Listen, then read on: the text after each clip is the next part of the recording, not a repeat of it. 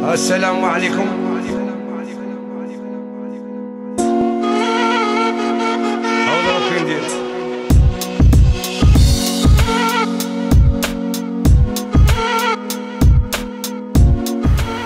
Assalamualaikum warahmatullahi wabarakatuh. Bismillahirrahmanirrahim. Alhamdulillahilladzi anzalal furqana ala abdihi liyakuna lil'alamin nadhira. Wassalatu wassalamu ala man la rasula wa la nabiyya ba'dah, Sayyidina Muhammad ibn Abdullah wa ala alihi wa ashabihi wa mawalah. Wa qala Allah ta'ala fi kitabihil karim, A'udzu billahi minasy syaithanir rajim. Bismillahirrahmanirrahim. Syahrul Ramadan alladzi unzila fihi al-Qur'an hudan linnasi wa bayyinatin minal huda wal furqan.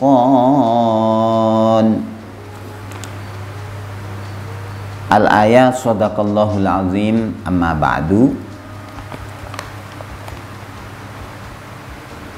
Para sahabat media Ansor Bangil yang sangat saya cintai dan saya banggakan, para pemirsa rahimakumullah, alhamdulillahirabbil alamin. Pada kesempatan yang sangat baik ini, kita semua selalu diberi sihat wal afiat oleh Allah Subhanahu wa taala, sehingga di bulan suci Ramadan, tepatnya di hari yang ke-25 ini, kita semua masih diberi kekuatan oleh Allah untuk dapat menjalankan kewajiban puasa di bulan suci Ramadan ini. Mudah-mudahan kita semua diberi sehat walafiat oleh Allah hingga selesai 1 bulan penuh menjalankan puasa di bulan suci Ramadan ini, dan kita semua mendapatkan predikat la'allakum tattaqun, yaitu orang-orang yang takwa di sisi Allah Subhanahu wa taala. Yang kedua kalinya salat dan salam mudah-mudahan tetap tercurahkan kepada junjungan kita Nabi besar Muhammad sallallahu alaihi wasallam. Media Ansor Bangil yang sangat saya banggakan, alhamdulillah pada saat ini saya diberi kesempatan untuk mengisi acara ini, untuk memberi mau'izah di acara yang sangat mulia ini. Tema yang saya ambil pada saat ini adalah keutamaan Al-Quran. Al-Quran adalah mu'jizat Rasulullah yang terbesar yang diberikan oleh Allah Subhanahu wa ta'ala. Al-Quran adalah satu-satunya kitab samawi yang mulai turun sampai sekarang tidak berubah sedikit pun. Satu ayat, satu kalimat, bahkan satu titik pun tidak berubah dari keasliannya. Dengan ayat suci Al-Quran, apapun yang berhubungan dengannya oleh Allah dijadikan yang terbaik. Seperti halnya Al-Quran diturunkan di bulan suci Ramadan, sehingga bulan suci Ramadan menjadi bulan yang termulia. Al-Quran diturunkan kepada junjungan kita Nabi besar Muhammad sallallahu alaihi wasallam, sehingga Rasulullah menjadi utusan Allah, menjadi Nabiullah yang terbaik di sisi Allah. Al-Quran diturunkan di malam Lailatul Qadar, sehingga malam Lailatul Qadar menjadi malam yang mulia, menjadi malam yang khairun min alfi syahrin, yaitu malam yang lebih baik apabila kita melakukan kebaikan daripada 1000 bulan atau 83 tahun lebih 4 bulan kurang lebihnya. Al-Quran dibaca, diamalkan oleh umat Muhammad, sehingga umat Muhammad sallallahu alaihi wasallam menjadi khairul umam, menjadi umat yang termulia di sisi Allah Subhanahu wa taala. Ma'asyiral muslimin wal muslimat rahimakumullah. Allah Subhanahu wa taala berfirman, A'udzu billahi minasyaitonir rajim. Bismillahirrahmanirrahim. Syahrul Ramadan alladzi unzila fihi al-Qur'an hudan linnas wa bayyinatin minal huda wal furqan. Bulan suci Ramadan adalah bulan diturunkan di dalamnya ayat suci Al-Quran sebagai petunjuk bagi manusia dan penjelas dari petunjuk tersebut dan pembeda antara yang hak dan yang batil. Di surat Yunus ayat 57 Allah Subhanahu wa taala menjelaskan, Bismillahirrahmanirrahim. Ya ayyuhan nasu qad ja'atkum mau'izatum mir rabbikum wa shifaa'un lima fis sudur wa hudaw wa rahmatul lil mu'minin. Yang artinya, wahai manusia, telah datang kepadamu mau'izatun, nasihat atau peringatan, mir rabbikum, dari Tuhanmu Allah Subhanahu wa taala, wa shifaa'un, dan sebagai obat, lima fis sudur, pada hati, wahudan, dan sebagai petunjuk, wa rahmatul lil mu'minin, dan sebagai rahmat bagi orang-orang mukmin. Dari ayat yang saya baca tadi ada 4 keutamaan diturunkannya Al-Quran. Yang pertama yaitu sebagai mau'izah. Banyak sekali sahabat yang masuk Islam gara-gara mendengarkan ayat suci Al-Quran.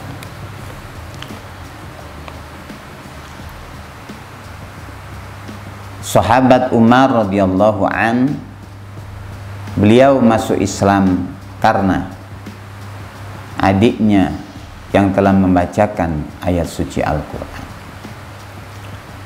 Yang kedua, wasyifaun, sebagai obat, penawar dari penyakit jasmani maupun penyakit rohani.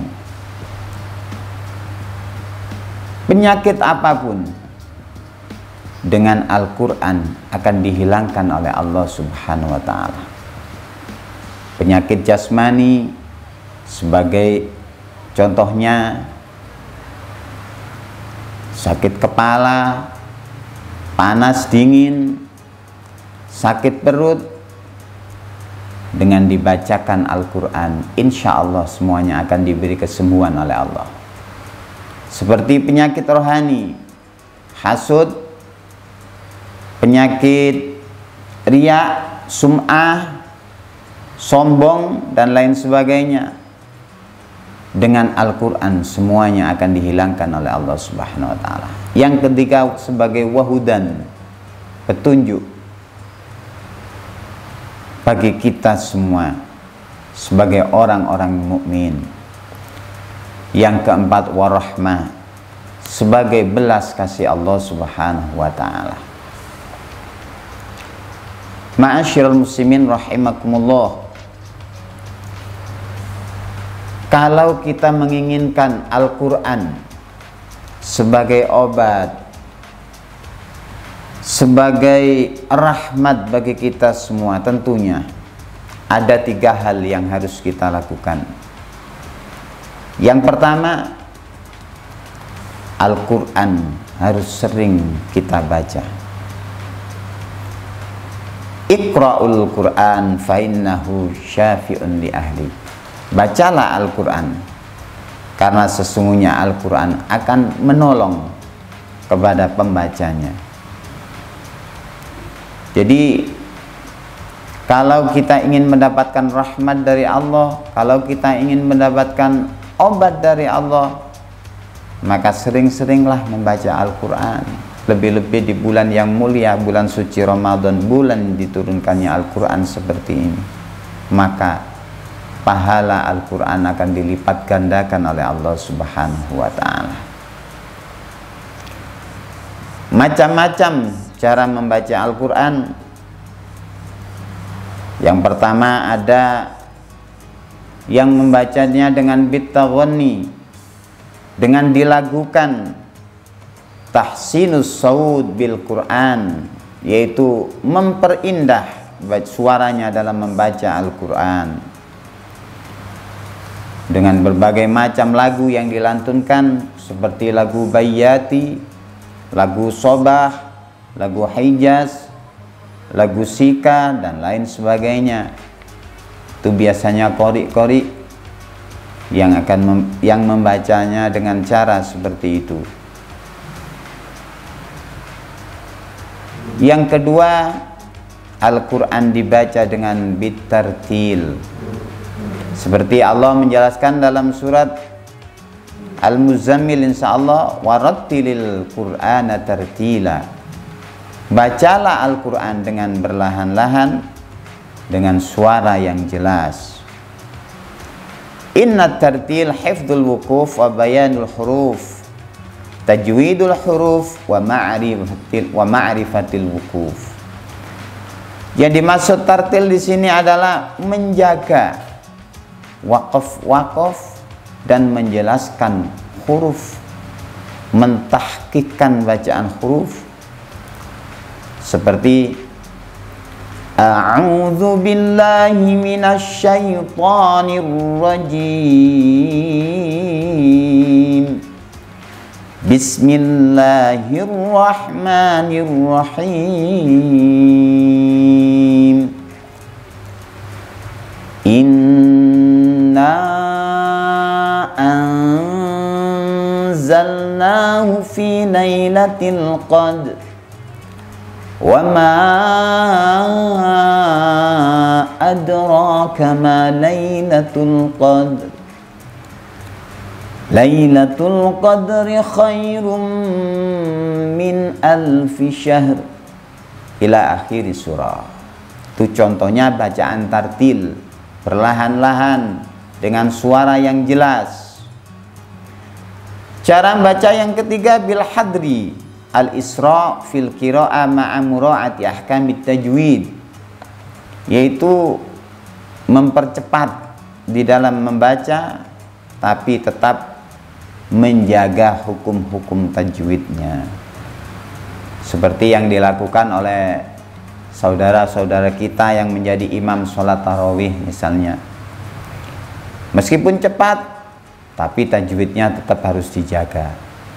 Seperti saudara kita yang ada kondangan hataman, itu memakai hadr namanya.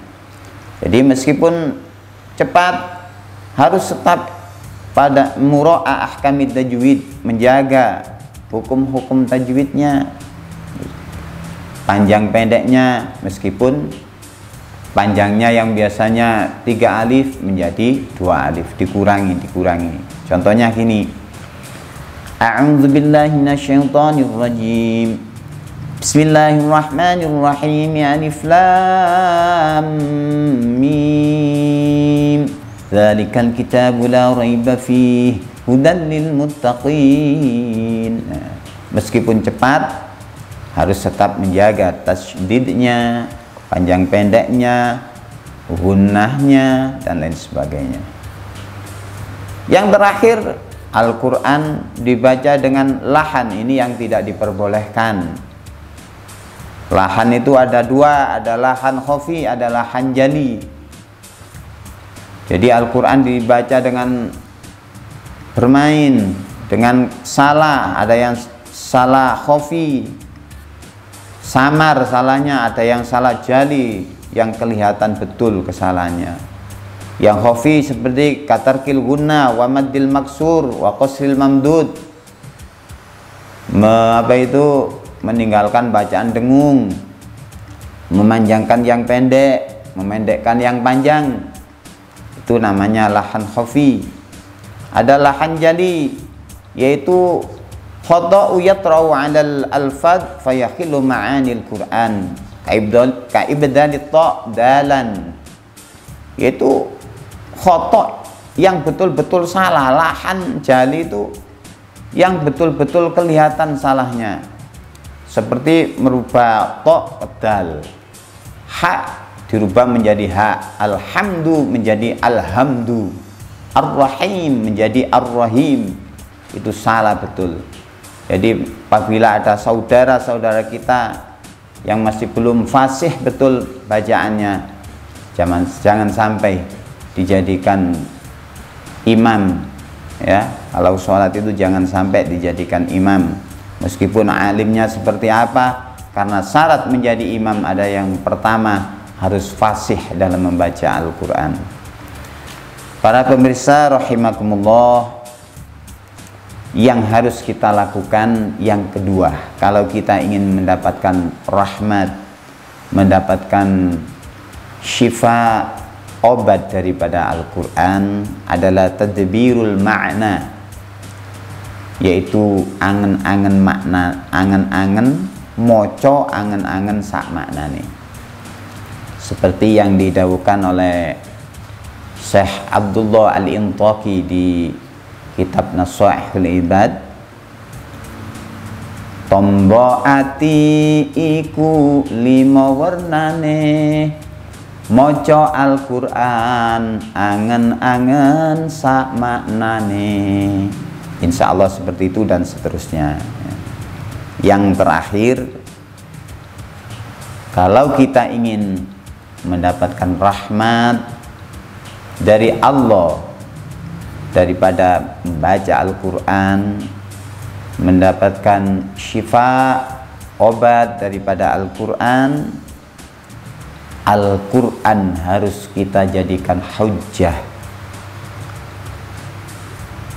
Al-Quran di samping kita bisa membaca, memahami maknanya, dan harus faham betul sebagai hujjah, sebagai dalil untuk perintah atau larangan.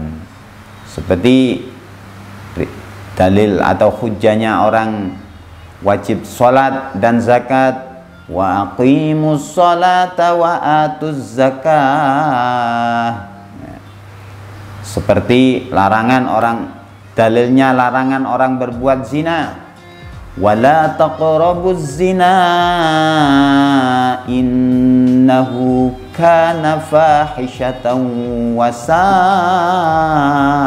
sabila, dan seterusnya dan seterusnya. Mungkin ini yang dapat saya sampaikan pada kesempatan kali ini. Mudah-mudahan kita semua mendapatkan barokahnya Al-Quran, mendapatkan rahmat daripada Al-Quran. Mudah-mudahan kita semua mendapatkan syafaat nanti daripada Al-Quran. Untuk itu di akhir mau'idhah saya, mari kita membaca doa khutbil Quran. Allahumma arhamna bil Quran واجعله لنا إماما ونورا وهدى ورحمة اللهم ذكرنا منه ما نسينا وعلمنا منه ما جهلنا وارزقنا تلاوته آناء الليل وأطراف النهار واجعله لنا حجة يا رب العالمين والعفو منكم. Wassalamualaikum warahmatullahi wabarakatuh.